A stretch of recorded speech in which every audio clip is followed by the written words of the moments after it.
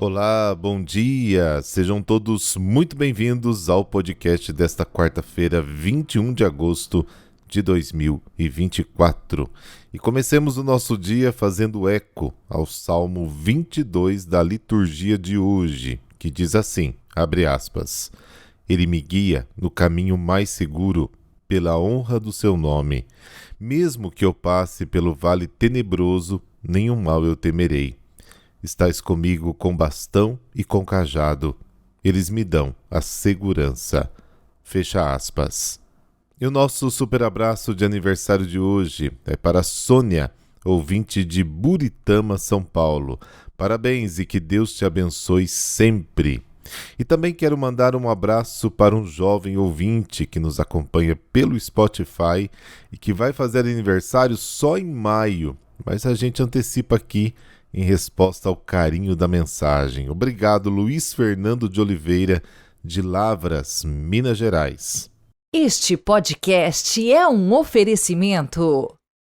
Pasta Chef, almoço aos sábados e domingos para entrega. Para a mesa da sua família, sempre o melhor. Liz Roupas e Lingeries, uma experiência única de conforto e bem-estar para o mundo do feminino.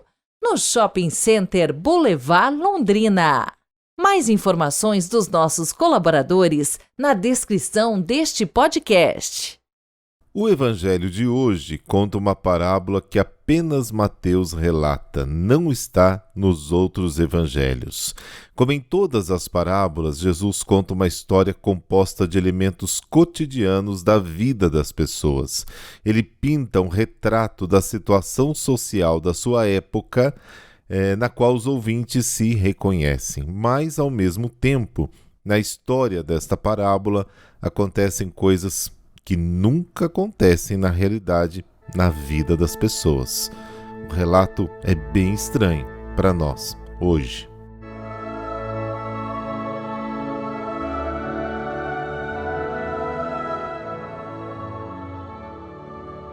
Pelo sinal da Santa Cruz, livrai-nos Deus, nosso Senhor, dos nossos inimigos. Ó Deus, que para defender a fé católica e restaurar todas as coisas em Cristo, acumulastes o Papa Pio X de sabedoria divina e coragem apostólica. Fazei-nos alcançar o prêmio eterno, dóceis às suas instruções e seus exemplos. Amém.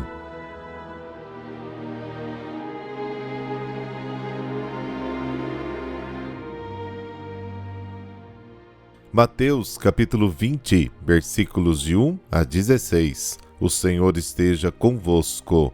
Ele está no meio de nós. Proclamação do Evangelho de Jesus Cristo segundo Mateus. Glória a vós, Senhor. Naquele tempo disse Jesus aos seus discípulos esta parábola. O reino dos céus é como a história do patrão que saiu de madrugada para contratar trabalhadores para sua vinha. Combinou com os trabalhadores uma moeda de prata por dia e os mandou para a vinha. Às 9 horas da manhã, o patrão saiu de novo, viu outros que estavam na praça desocupados, e lhes disse, ide também vós para a minha vinha, e eu vos pagarei o que for justo. E eles foram. O patrão saiu de novo ao meio-dia e às 3 horas da tarde, e fez a mesma coisa. Saindo outra vez, pelas 5 horas da tarde, encontrou outros que estavam na praça e lhes disse, por que estáis aí o dia inteiro desocupados? Eles responderam, porque ninguém nos contratou. O patrão lhes disse, ide vós também para a minha vinha.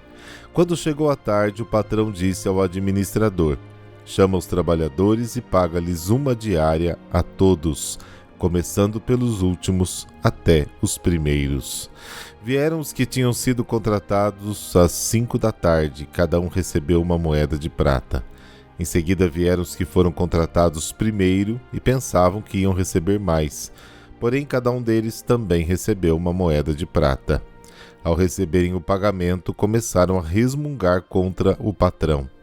Esses últimos trabalharam 1 hora só, e tu os igualaste a nós, que suportamos o cansaço e o calor o dia inteiro. Então o patrão disse a um deles, amigo, eu não fui injusto contigo. Não combinamos uma moeda de prata? toma o que é teu e volta para casa. Eu quero dar a este que foi contratado por último o mesmo que dei a ti.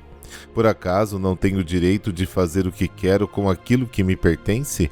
Ou estás com inveja, porque estou sendo bom? Assim os últimos serão os primeiros, e os primeiros serão os últimos. Palavra da salvação. Glória a vós, Senhor.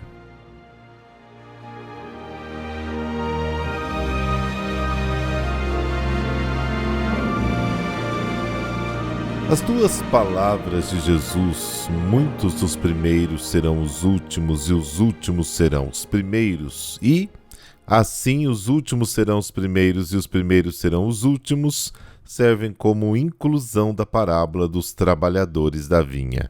A mensagem é esta: desista de ser grande para se tornar pequeno. Aceite que o último receba tanto quanto o primeiro. O reino é um dom gratuito, uma graça a ser acolhida. Espontaneamente também nós somos tentados a murmurar contra o Senhor da vinha, porque a sua maneira de agir desorganiza os nossos critérios de avaliação, a justa remuneração, a justiça social e o mérito segundo os padrões humanos. Mas ao transferirmos as nossas medidas para o nível da salvação, colocamos o problema de forma errada. Estar empenhados na vinha do Senhor, ser chamados ao reino é uma graça, uma honra, uma alegria, uma fortuna. E se Deus chama todos a qualquer hora e concede o mesmo dom extraordinário e gratuito que é a salvação, isso deve tornar-nos extraordinariamente felizes. Até porque, erradamente, todos nós nos consideramos trabalhadores da primeira hora que reivindicamos a salvação como um direito, quando na realidade nos é dado como um presente. Deus reserva a liberdade da escolha pela graça, o que quebra a presunção humana. Imitando a Deus, os primeiros são convidados a olhar para os últimos com bondade e não com o coração endurecido. O amor de Deus alcança todos os homens e não faz diferença. O salário é sempre o mesmo e não pode ser dividido, porque o prêmio da vida é o próprio Jesus Cristo.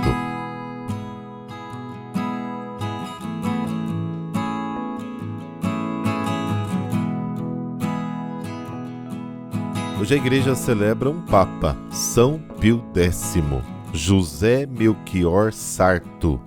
Segundo de 10 filhos, nasceu num vilarejo na região de Riese, Treviso, norte da Itália, em 1835. Sua família era pobre e muito católica. Sua inteligência brilhante ficou evidente desde cedo e seus pais fizeram um grandíssimo esforço para que ele pudesse estudar. Caminhava vários quilômetros por dia para ir e voltar da escola, almoçando apenas um pedaço de pão. E já nessa época dizia querer ser padre. Seu pai morreu quando estava prestes a entrar no seminário, e José quis abandonar os estudos para ajudar em casa. Sua mãe, mais insistente ainda do que ele, o manteve no seminário, onde também se destacou pela inteligência. Foi ordenado com 23 anos em 1858. Inicialmente foi vice-vigário em um vilarejo, depois vigário de uma grande paróquia.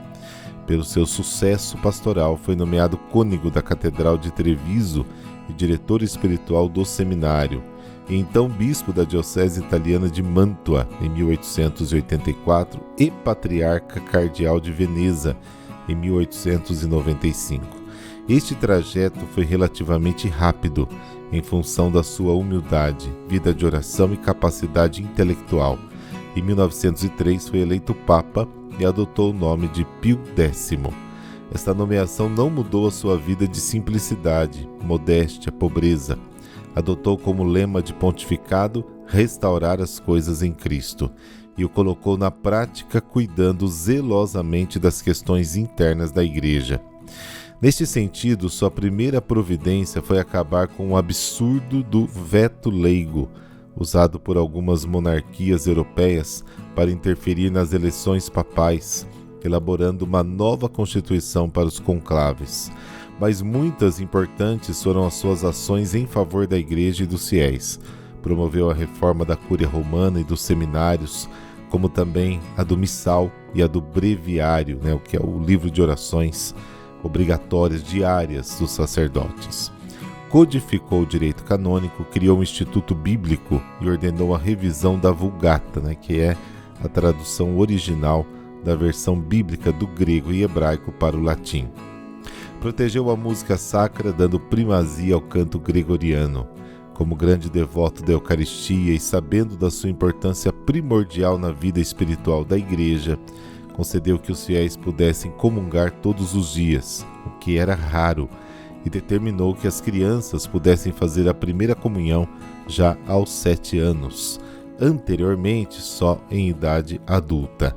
O catecismo passou a ser ministrado em todas as paróquias e para todas as idades. Para isso elaborou um catecismo famoso, que leva o seu nome, com a estrutura de perguntas e respostas, de modo a ser simples e acessível também às pessoas simples. Importantíssima foi a sua postura contra os fiéis anticristãos da França e contra o modernismo, que é um movimento anticatólico a partir das filosofias de Kant e Hegel, levando ao racionalismo e ao idealismo ateus, particularmente através da encíclica Pascendi Domini Gregis, de 1907, onde deixa claro os erros destas ideias. Na Itália, diminuiu as restrições de participação dos católicos na política. Promoveu a criação de bibliotecas e incentivou os cientistas. Só no Brasil criou 22 bispados e 7 arcebispados. Fez imensos esforços para evitar a Primeira Guerra Mundial e muito sofreu por não conseguir. Além de tudo isso, Pio X foi um grande teólogo, embora se definisse como um simples pároco do campo, e teve o dom da cura.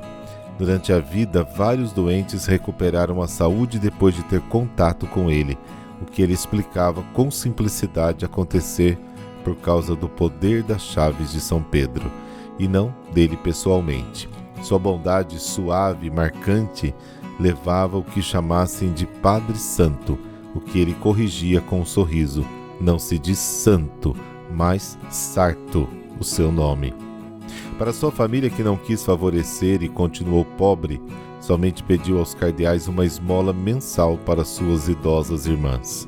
Ficou conhecido como o Papa da Eucaristia e o Papa das Crianças. Morreu no dia 20 de agosto de 1914, com 79 anos. Rezemos.